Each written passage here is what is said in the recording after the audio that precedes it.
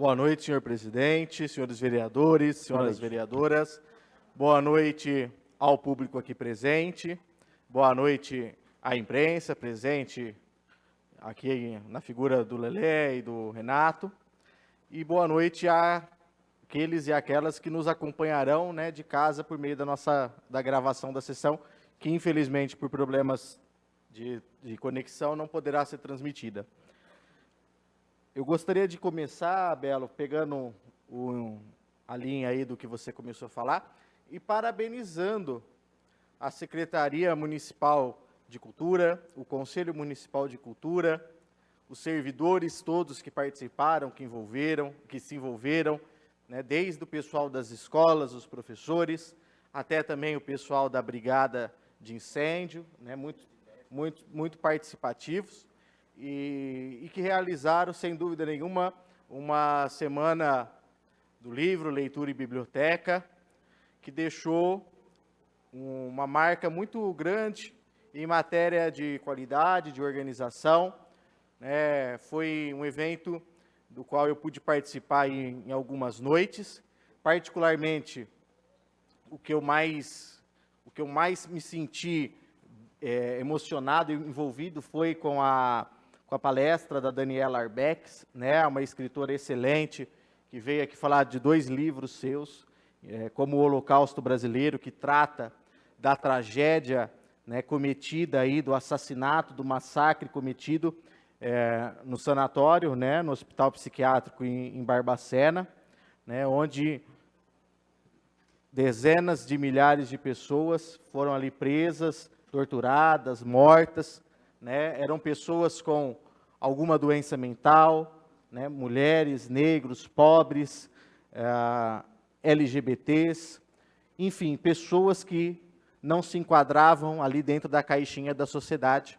E, para mim, particularmente, foi um momento muito importante, ali uma troca de ideias, né, ouvir a autora falar, foi muito bacana, sem contar também, né, o show, a finalização da feira, com o Gabriel Pensador, que foi, desde a palestra até o show, muito interessante, muito rico, né?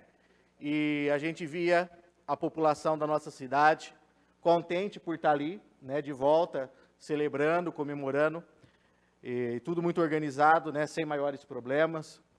Então, parabéns à Secretaria de Cultura, parabéns à Prefeitura e parabéns a todos os servidores que participaram e também aos colaboradores da sociedade civil, né, que se envolveram tanto na construção como no debate ali, na presença, na participação. Então, deixo aqui meus cumprimentos, meus parabéns aí à Semana do Livro, Leitura e Biblioteca. Senhor presidente, eu gostaria de falar agora de 4 proposições que eu estou apresentando nessa noite.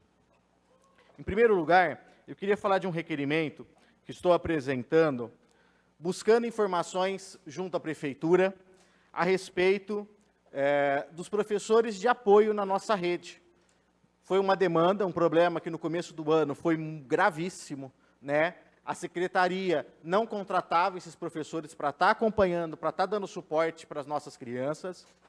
Com o desencadear aí, com a solução do problema, começaram a ser chamados alguns professores auxiliares, só que aí cabe agora nós sabermos, vereadora Marli, se esse quantitativo é suficiente, se os nossos alunos estão sendo realmente atendidos. Porque chegou até mim relato de que, por exemplo, um professor auxiliar acompanha alunos em turmas diferentes. Se isso estiver acontecendo, isso é gravíssimo. Como que um professor pode estar ao mesmo tempo em 2 lugares apoiando 2 crianças? Né? Então, vamos buscar essas informações para a gente saber como é que está funcionando essa política, o que está sendo oferecido.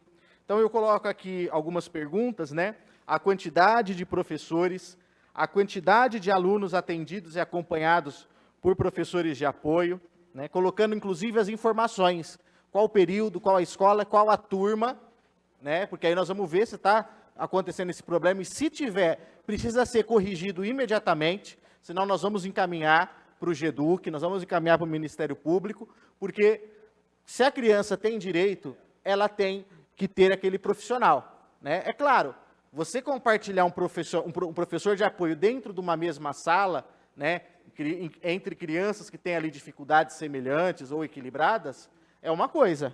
Agora, você compartilhar um professor em duas salas diferentes é impossível, né? O professor consegue muitas coisas, mas ainda se duplicar ele não conseguiu. Também questiono, né, se a prefeitura oferece formação continuada ou capacitação a esses professores de apoio para o atendimento específico das necessidades de cada aluno. É claro, nós precisamos colocar esse professor lá para dar esse apoio.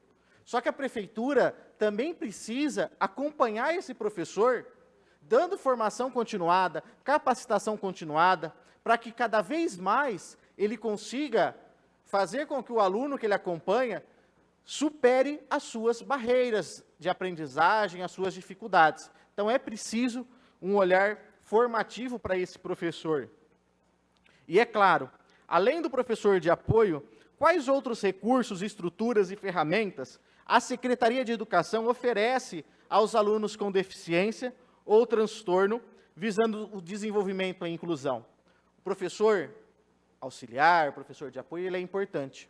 Mas a chave para a inclusão, ela está, por exemplo, num atendimento integral do AEE, em todos os recursos que a escola disponibiliza, na formação que a escola oferece para aquele professor que é o professor titular da turma, que o professor titular, o professor regular, ele tem que ensinar para todos.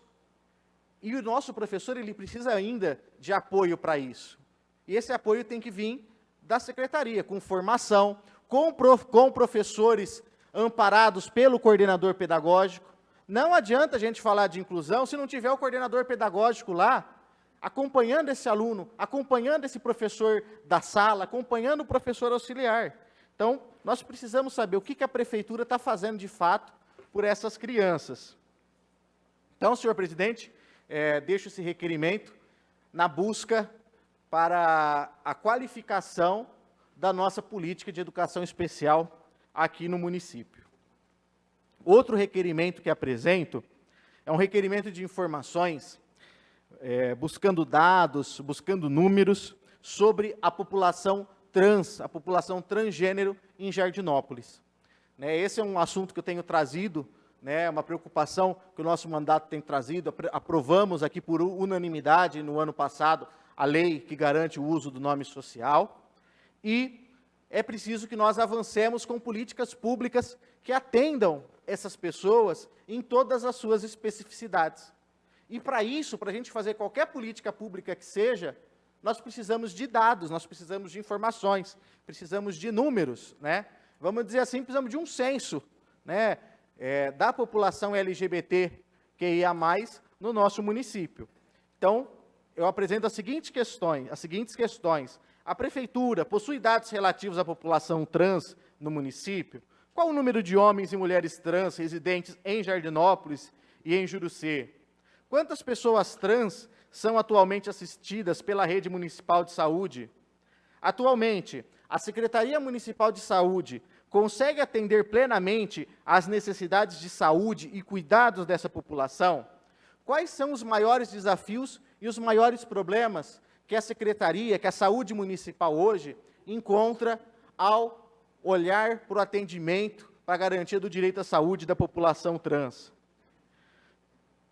Qual o quantitativo de pessoas trans em processo de transexualização atualmente acompanhadas pela Secretaria Municipal de Saúde? Quantas pessoas trans são atualmente assistidas pela Secretaria Municipal de Assistência Social? Essa secretaria, ela consegue atender plenamente às necessidades específicas dessa população? Também pergunto, quais os maiores desafios e os maiores problemas enfrentados, no caso, pela assistência social? É importante a gente lembrar que o CREAS, ele é o órgão responsável pelo atendimento, pelo acolhimento, desses grupos sociais em situação de vulnerabilidade. A gente sabe que o CREAS hoje tem uma estrutura completamente precária, em matéria de pessoal, em matéria de estrutura. E isso também afeta o atendimento à população LGBT, em especial à população transexual. A Prefeitura dispõe de dados a respeito de violações de direitos sofridas pela população LGBTQIA+, né?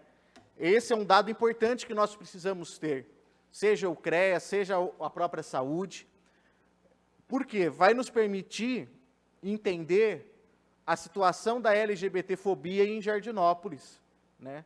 Que é um reflexo da LGBTfobia no país, no nosso estado, na nossa sociedade, e nós precisamos trabalhar ativamente para combater esse tipo de discriminação que mata, que fere, que exclui. Senhor presidente, gostaria ainda de apresentar 2 indicações.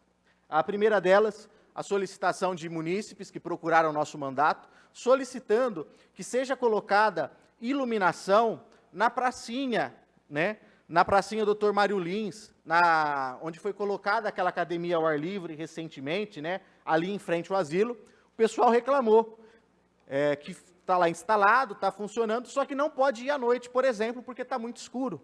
Então, resolva esse problema que é tão simples, né? Com um braço de luz ali, um poste, para garantir qualidade de vida e acessibilidade para a nossa população. Por fim, senhor presidente, eu apresento ainda uma outra indicação, fruto de vários debates que nós já fizemos aqui nessa casa, vários vereadores já participaram, com os enfermeiros, com o pessoal do DAI. A Prefeitura, todos nós sabemos, hoje está fazendo uma discussão de reforma administrativa. Só que as pessoas que estão na base, elas ainda não participaram, não foram ouvidas nesse processo, né, como foi colocado pelos enfermeiros, pelas enfermeiras, quando estiveram aqui nessa casa. Então, apresento essa indicação para que a Prefeitura realize reunião com os servidores municipais, a fim de ouvir e dialogar com cada categoria sobre o plano de carreira, salários e benefícios. Uma reforma administrativa, ela tem que ser para melhorar o serviço público, não para sangrar o servidor, não para tirar direitos, não para achatar salário. E ela precisa ser democrática.